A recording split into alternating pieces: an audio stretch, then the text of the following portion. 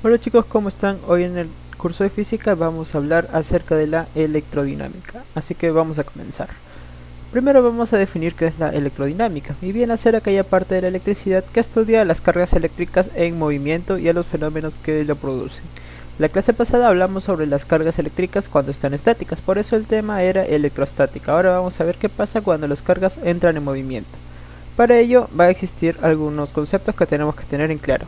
El primero es la corriente eléctrica, que es el flujo de electrones que se da a nivel microscópico y que puede manifestarse tanto en sólidos, líquidos y gases, y que se produce debido a un campo eléctrico producido por una diferencia de potencial, la cual se puede establecer mediante una pila o batería. Esta diferencia de potencial es un concepto que también lo vamos a ver más adelante.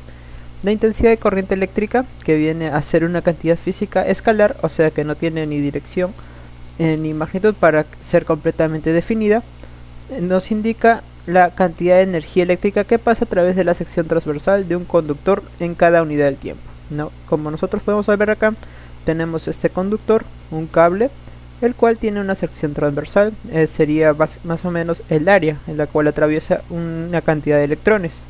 Y para determinar la intensidad de corriente eléctrica, pues tenemos que determinar la carga de todos estos números de electrones, de toda esta cantidad de electrones, y dividirla entre el tiempo. La unidad de la intensidad de corriente eléctrica es el ampere, donde también en la fórmula la cantidad de carga viene a ser los coulombs y el tiempo está medido en segundos. Algunas equivalencias bastante importantes que tenemos que tener en cuenta son los mili, micro y nano amperes, ¿no? Como podemos ver acá, mili es 10 a la menos 3, micro 10 a la menos 6 y nano 10 a la menos 9. Con esas cantidades por lo general vamos a trabajar. Bien, luego está la resistencia eléctrica, denotada como R. Nos expresa el grado de oposición que presenta todo material al paso de la corriente eléctrica. No todos los conductores van a tener igual cantidad de resistencia eléctrica, algunos pueden ser mucho mayor y otras pueden ser mucho menor. Los que necesariamente no conducen corriente eléctrica se llaman no conductores, debido a que su resistencia eléctrica es bastante elevada. De esta resistencia eléctrica, cómo es que se puede hallar, es gracias a la ley de Pouillet, que es un físico francés, el cual planteó el cálculo de la resistencia eléctrica para metales sólidos. Esta está denotada con la siguiente formulita. Tenemos la resistencia eléctrica es igual a la resistividad eléctrica, que está en ohmios. Este simbolito viene a ser los ohms o los ohmios por metro, ¿no? L es la longitud del conductor, el largo del conductor, que tiene que estar en metros, y A viene a ser el área de la sección transversal del conductor, ¿no? Simplemente si es un cilindro, bueno, pues tendremos que hallar el área de este cilindro de acá, ¿no? De la base de uno de los cilindros. Luego están estos dos conceptos importantes, que son la diferencia potencial y la fuerza electromotriz, ¿no? Cuando se habla de generación de redes eléctricos es importante tener estas dos, que aunque a medida suelen confundirse bastantes, pero es importante poder diferenciarlos. En primer lugar tenemos a la fuerza electromotriz, denotada como esta E de acá, que viene a ser la fuerza eléctrica necesaria para llevar los electrones de un polo a otro, ¿no? Y siempre va de sentido negativo a uno positivo.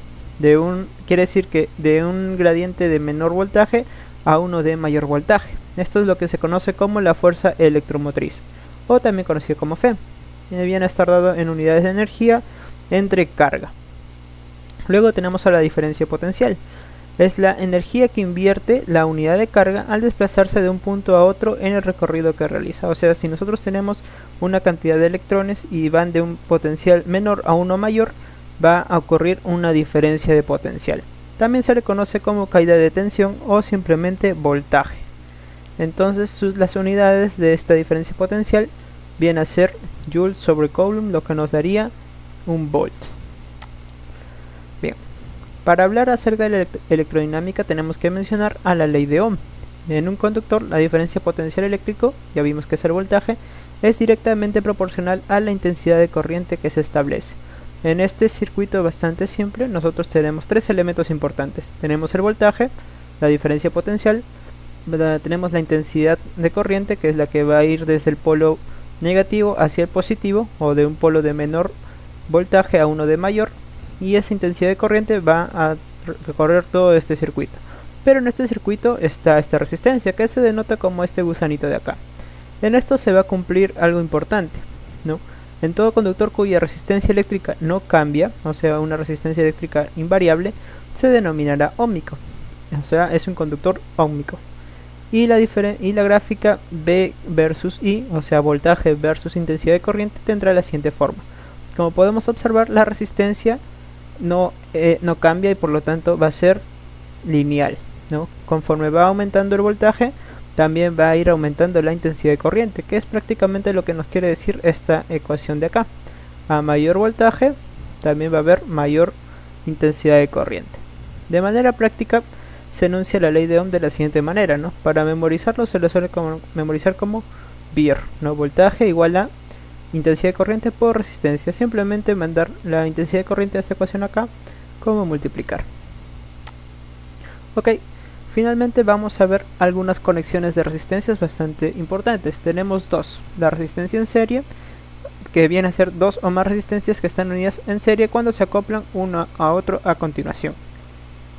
No, por ejemplo, tenemos este circuito de acá, donde tendremos tres resistencias diferentes, R1, R2 y R3, en la cual va a circular una cierta intensidad de corriente. La intensidad de corriente en este circuito es la misma, no va a cambiar. Pero para nosotros hacer mejor los cálculos, estas tres resistencias las podemos transformar en una sola, que es la resistencia equivalente. ¿Y cómo hallamos la resistencia equivalente? Pues simplemente sumamos las tres anteriores, la resistencia 1, resistencia 2 y resistencia 3. Y así obtenemos nuestra resistencia equivalente. También la intensidad total en este circuito es la misma. En el caso de la resistencia en paralelo, van a estar dos o más resistencias, están conectadas cuando tienen terminales comunes. Ojo, son terminales comunes. Por ejemplo, tenemos este circuito de acá, donde vamos a tener una cierta intensidad de corriente. Esta intensidad de corriente va a irse por un determinado camino, ¿no? Puede ir por la intensidad de corriente 1, intensidad de corriente 2 o la intensidad de corriente 3. A este paso de la corriente se le va a poner una resistencia. Entonces, ¿cómo hallamos nosotros la resistencia equivalente de estas tres, que vienen a ser diferentes? Pues ahora tenemos que aplicar la inversa.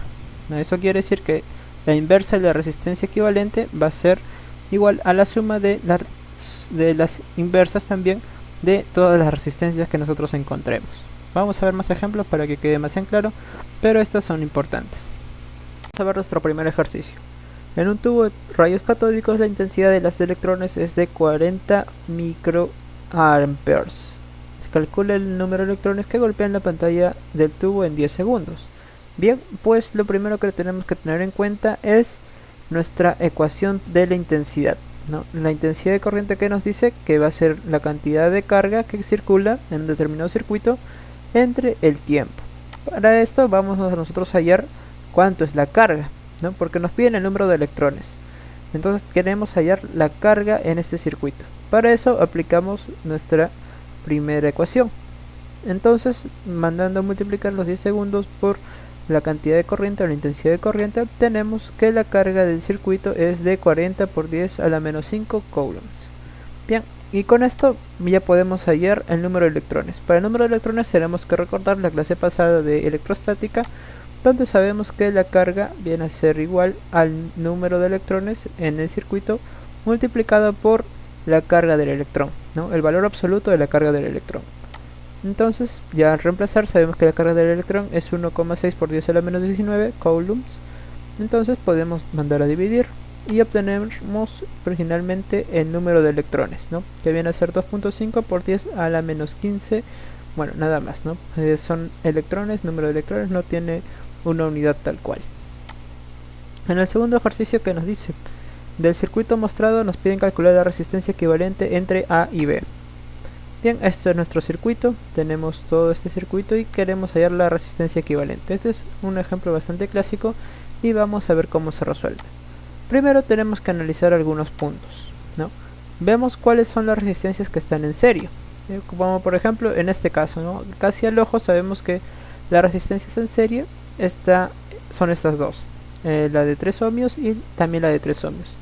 Y podemos hallar rápidamente la resistencia equivalente. Esto es lo primero que yo les sugiero al momento de tener este tipo de problemas. Siempre vean las resistencias que están en serie. No podemos coger directamente esta de 2 ohmios con la de 6 o la de 2 ohmios con la de 3, debido a que este punto de acá se le conoce como nodo. Y en este nodo la intensidad de corriente puede ser diferente, puede variar, ¿no? Por lo tanto, no es sugerente hacer eso, sino que tenemos que encontrar las resistencias que estén en serie una detrás del otro. Por ejemplo, estas dos, perdón, la de 3 ohmios y la de 3 ohmios. Entonces, la resistencia equivalente será igual a 6 ohmios, ¿no? Acá lo tenemos.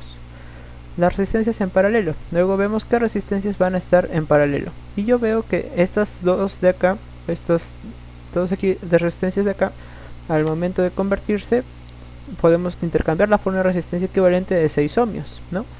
Y estas dos resistencias equivalentes van a estar en paralelo. Muy bien, pues aplicamos nuestra fórmula para hallar las resistencias en paralelo. Sería la inversa. Por lo tanto, a las finales nos quedaría de esta manera, multiplicando en aspita, ya sabemos multiplicar fracciones, tenemos que la resistencia equivalente es de 3 ohmios. Finalmente vamos a tener, después de hacer todas estas reducciones posibles, tenemos esta situación de acá, donde podemos ver que la resistencia de 2 ohmios, la de 3 y la de 5 van a estar en serie, una detrás de otra. Por lo tanto, vamos a hallar la resistencia equivalente, que es simplemente la suma, ¿no? 2 más 3 más 5 sería 10 ohmios en resistencia equivalente. O sea, todo este sistema puede ser reemplazado por una simple resistencia de 10 ohmios.